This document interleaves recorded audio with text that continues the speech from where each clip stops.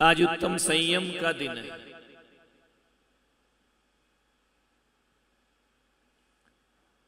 संयम का अर्थ है अपनी भावनाओं पर काबू रखना।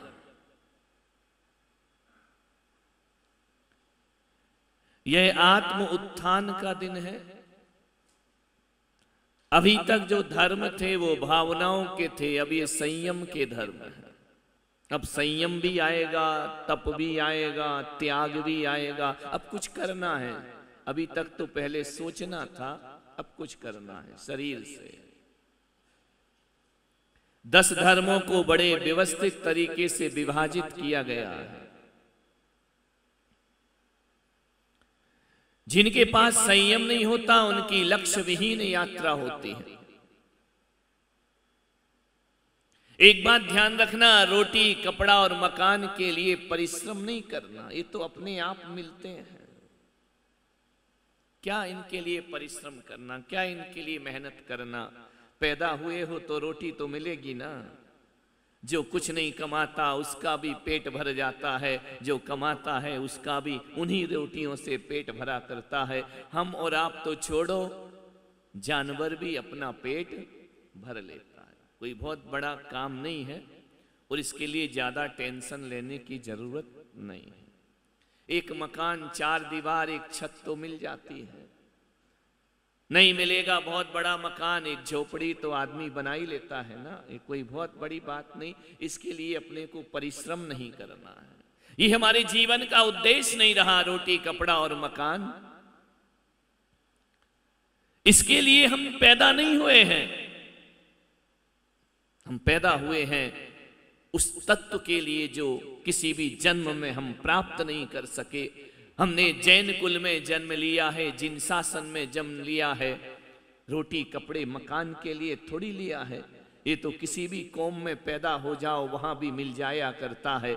जिन कुल में हमारा जन्म हुआ, तीर्थंकरों के वंश में हमारा जन्म हुआ, मालूम है किस लिए हुआ है? इस आत्मा के भीतर जो परमात्म तत्व अदृश्य रूप में मौजूद है उसको जागृत करने के लिए हमारा जन्म हुआ है। वही हमारे जीवन का उद्देश्य है। बच्चे हमारे जीवन का उद्देश्य नहीं है। परिवार हमारे जीवन का उद्देश्य नहीं रहा है। परमात्मा हमारे जीवन का उद्देश्य रहा है। उसे जागृत करना है। लक्ष्य विहीन यात्राएं मत करो। भगवान महावीर से राजा श्रेणिक ने पूछा कि भगवान, दुनिया में सबसे शक्तिशाली कौन है? किसके पास शक्ति है, किसके पास पावर है, किसके पास सामर्थ्य है? दुनिया में सबसे ज्यादा शक्तिशाली कौन? भगवान महावीर ने कहा कि दुनिया में सबसे ज्यादा शक्तिशाली चट्टान होती है। उससे जो टकराता है वो चूर चूर हो जाता है। सैनिक ने पूछा कि भगवान, चट्टान से ज्यादा शक्तिशाली कौन है? भगवान ने कहा चट्टान से ज्यादा शक्तिशाली लोहा होता है। बोले लोहा? बोले हां। चट्टान पर उसके हथौड़े मारे जाएं तो चट्टान को रेत होने में ज्यादा समय नहीं, वो रेत बन जाती है। भगवान, लोहे से भी ज्यादा शक्तिशाली कोई है क्या इस धरती पर? भगवान ने कहा लोहे से ज्यादा शक्तिशाली अग्नि होती है, जो लोहे को पिघला देती है। लोहे के अंदर प्रवेश करके वह लोहे को पानी पानी कर दिया करती है।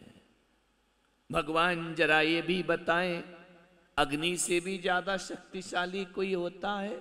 बोले हां, अग्नि से ज्यादा शक्तिशाली पानी होता है, जो आग को बुझा दिया करता है। कितनी भी भीषण आग हो, पानी उसे शांत कर दिया करता है। भगवान एक बात और बताइए, क्या पानी से ज्यादा शक्तिशाली कोई है? भगवान ने कहा है। बोले कौन?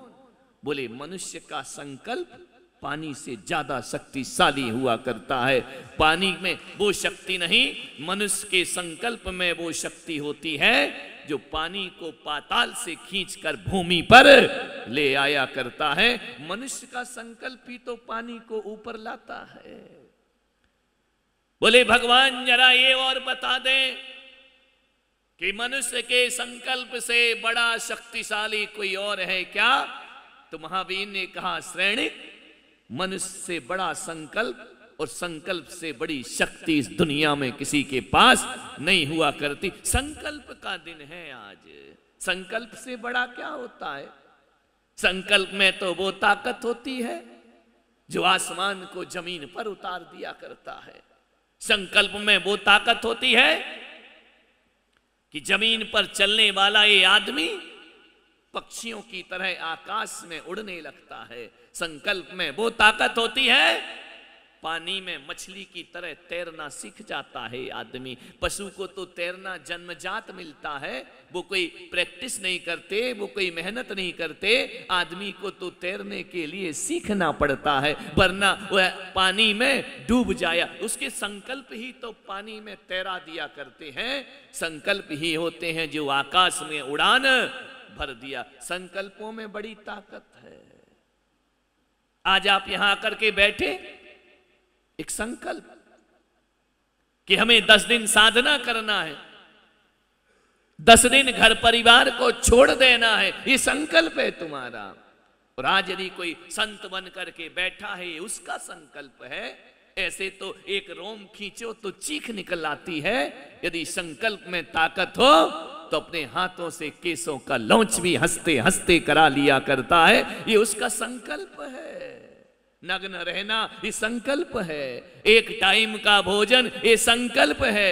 सोचते थे ना हर पर्यूषण में ये महिलाएं नई साड़ी खरीदना है।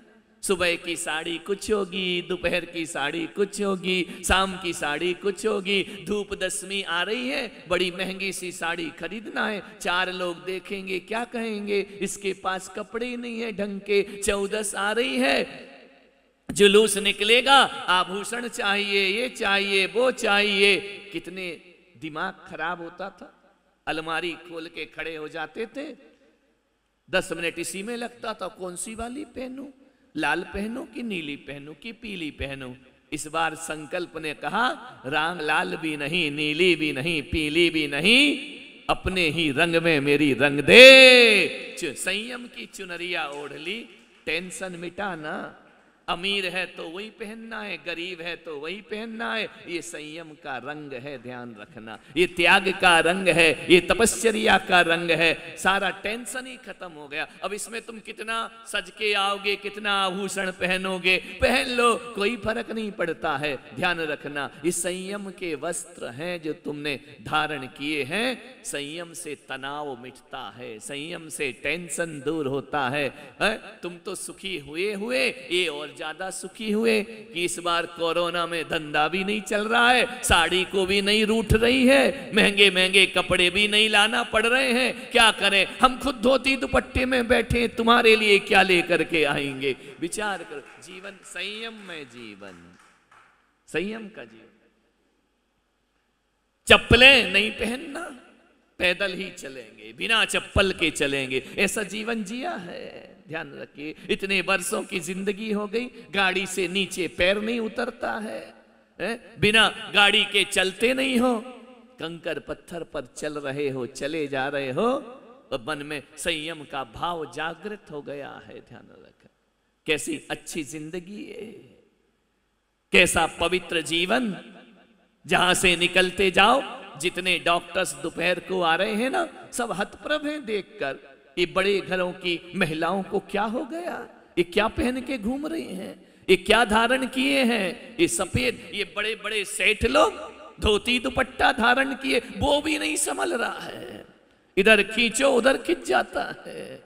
ध्यान, फिर भी मस्ती है, आनंद है संयम का, त्याग का। ध्यान रखना, ध्यान रखना, इस सजने संवरने का आनंद अलग होता है और सादगी का आनंद अलग हुआ करता है। ये सादगी का आनंद है, ये संयम का आनंद है, ये मन को बस में करने का आनंद है। भोजन जो मिल रहा है खाओ पियो, रहो आराम से। चैन कहाँ है तुमको?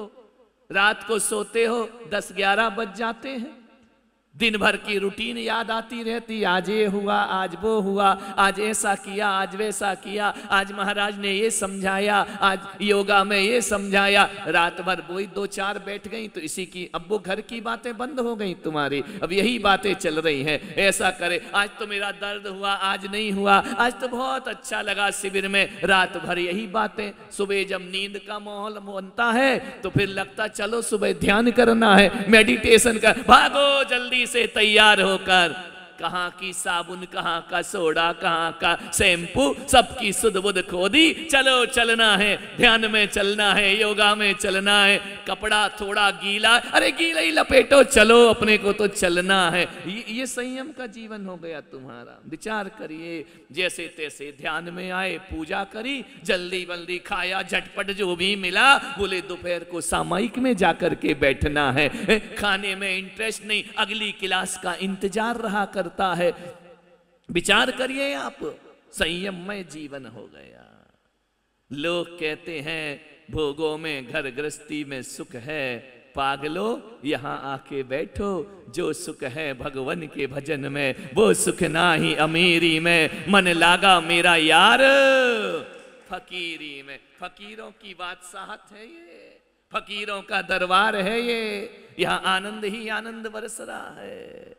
ना रोटी की चिंता, ना बनाने की चिंता, ना पति के आने की चिंता, तुम जानो तुम्हारा काम जाने, हम तो अपने आप में लीन। ये संयम है, ये संयम का आनंद है।